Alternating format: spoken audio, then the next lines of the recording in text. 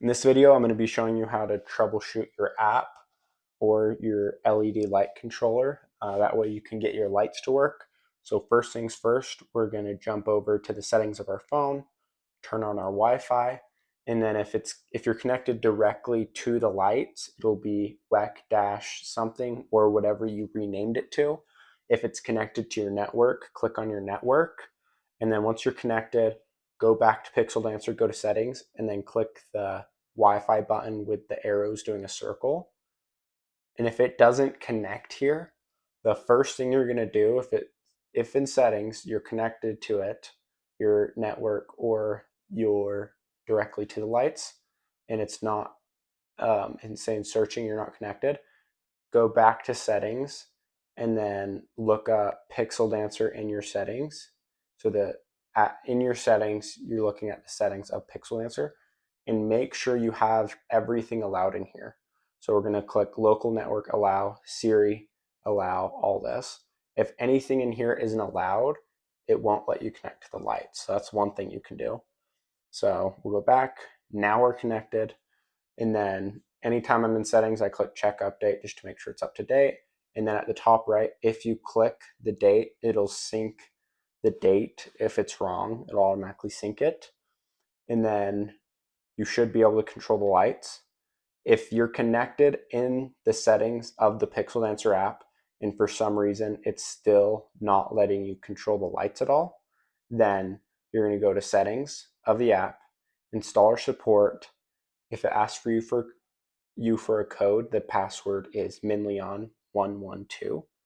And then make sure we're connected still. Then we're going to click Web UI. This is going to take us to the back end of the lights. Maybe there's a setting that's not working. And then we're going to go to outputs. And then there's a couple different things that can make your lights not work. The first one could be the LED chip setting. So load defaults for, and then it says RGB plus 2. There's two different lights that we install. There's the RGB plus 2 and there's the RGBW plus 2. So sometimes what will happen is you'll reset your WEC or hard reset your WEC, and then it will change it back to the one that's not your light.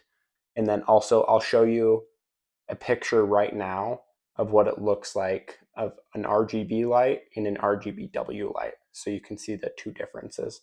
The main difference is there's a bigger diode in the middle and there's a little yellow piece on the RGBW, and the RGB is two small little pixel lights. So that's the difference.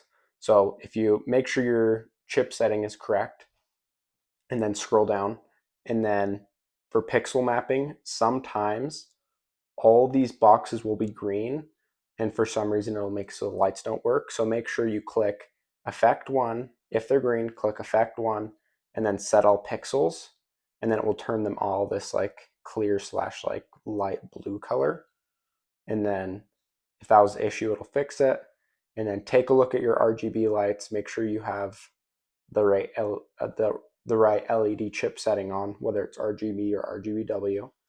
And then once you have all that figured out, go out. And then another thing you want to check is make sure you're connected, and then port light count setting.